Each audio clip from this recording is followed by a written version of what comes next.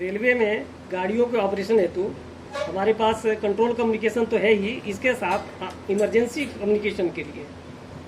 Communication के लिए हम स्टेशन मास्टर के पास 25 वाट का, प्रत्येक स्टेशन पे स्टेशन मास्टर के 25 वाट का VHF सेट लगाते हैं तथा उसके जैसे गार्ड और ड्राइवर है या अन्य मेंटेनेंस स्टाफ है उसके पास हम 25 वाट का VHF सेट देते हैं।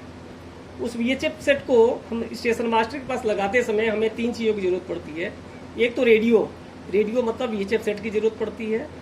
दूसरा, हमारे पास एक बैटरी चाहिए जो पावर फेलियर होने पे उसको सप्लाई देती रहे, जो 80 AH या 100 AH की बैटरी हम लगाते हैं। तथा उस बैटरी को चार्ज करने के लिए हमारे पास एक SMPS बैटरी चार्जर होना चाहिए। सामान्यतः हम बैटरी जो चार्जर इस्तेमाल करते हैं 12 वोल्ट 10 एम्पियर का होता है। उसकी जो रेटिंग होती है 12 वोल्ट 10 एम्पियर की रेटिंग होती है। ये सामने जो आपको दिखाई दे रहा है ये संचार में एक 12 वोल्ट 10 एम्पियर का बैटरी चार्जर है जिसका मॉड्यूल का नंबर है BM100 3.8 volt 10 ampere. 3.8 volt 10 ampere मतलब मैक्सिमम इसकी आउटपुट वोल्टेज होगी 3.8 वोल्ट और इसकी मैक्सिमम चार्जिंग करंट होगी वो 10 एम्पियर तक होगी। सामने एक ऑन ऑफ स्विच है जिससे हम इसको ऑन और ऑफ कर सकते हैं, मेंस को ऑन ऑफ कर सकते हैं, मेंस को। इसके अलावा हमारे पास अगर मेंस की सप्लाई वहाँ पे आ रही है, अगर वर्किंग में है ये तो मेंस आ रही है तो ये ग्लो करेगा।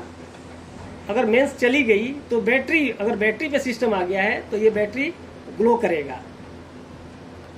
ये इसके पीछे का आप देखेंगे, पीछे 2 टर्मिनल है जो एक 12 वोल्ट का जो आउटपुट होता है, 13.8 वोल्ट का आउटपुट होता है, ये रेडियो पे देते हैं मतलब VHF सेट पे कनेक्शन देते हैं। और दूसरा है ये बैटरी पे हम देते हैं। बैटरी पे इसका कनेक्शन जाता है, पोलैरिटी का विशेष ध्यान दिया जाता है, पॉजिटिव और निगेटिव का विशेष ध्यान दिया जाता है, उसी हिसाब से कनेक्ट करते हैं। और इसके अलावा 2 फ्यूज है, एक DC फ्यूज है और एक AC फ्यूज है। DC फ्यूज 10 एम्पियर का होता है और AC फ्यूज 3 या 5 एम्पियर का होता है। 3 या 5 एम्पियर का होता है। इसका ध्यान रखें, जब भी फ्यूज हम रिप्लेस करते हैं तो हमें उसकी रेटिंग का विशेष ध्यान देना चाहिए जिससे कि अन्य तरह का फॉल्ट और ना पड़ने पाए। अब सामने जो देख रहे हैं इसको हमने खोल दिया है। इसके इंटरनल जो प्लेट्स हैं, जो इंटरनल प्लेट्स पे जो कंपोनेंट्स लगे हुए हैं इसको हम दिखा रहे हैं। जैसा कि आप देखेंगे कि ये टर्मिनल्स हैं जो हमें ये इसको कनेक्शन कहा दिया हुआ है, पीछे दिया हुआ है, यहाँ यहीं से आउटपुट पीछे जा रही है।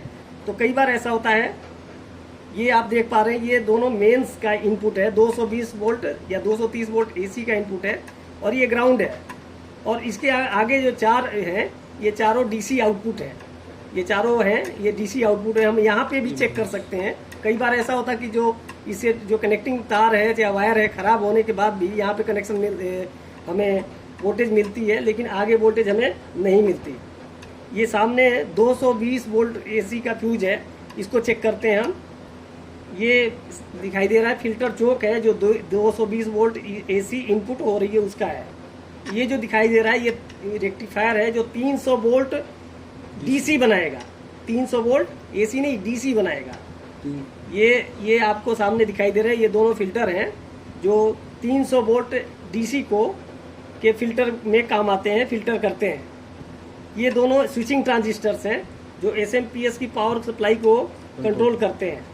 ये ट्रांजिस्टर का ड्राइवर ट्रांसफार्मर है जो ड्राइव करता है और ये आपका कंट्रोलर IC है।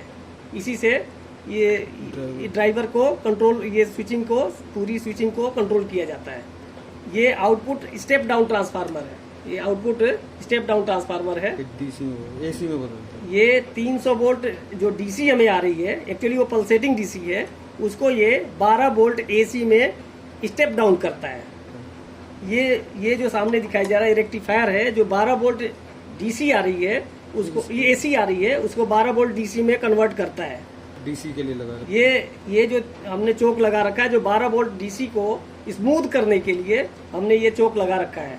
और ये 12 वोल्ट का फिल्टर कैपेसिटर है जो आउटपुट में DC हमें 12 वोल्ट आ रही है उसको स्मूथ करती है, ठीक करती है, उसके रिपल वगैरह को कंट्रोल करती है, सेट करने। ये आपको जो दिखाई दे रहा है प्रीसेट है जो 12 वोल्ट हमने जितनी आउटपुट लेनी है उसको सेट करने के लिए इससे हम सेट करते हैं। क्योंकि कई बार ऐसा तो हम ये खराब होता है, हम रिपेयर करते हैं इसको तो सारे कंपोनेंट्स के पैरामीटर्स वही नहीं रहते जो पहले रहते हैं। तो हम यहाँ से क्या करते हैं, अगर उसमें तब्दीली कुछ चेंज आता है तो यहाँ से हम उसकी आउटपुट वोल्टेज को हम ट्यून कर लेते हैं, ठीक कर लेते हैं जितना हमें चाहिए।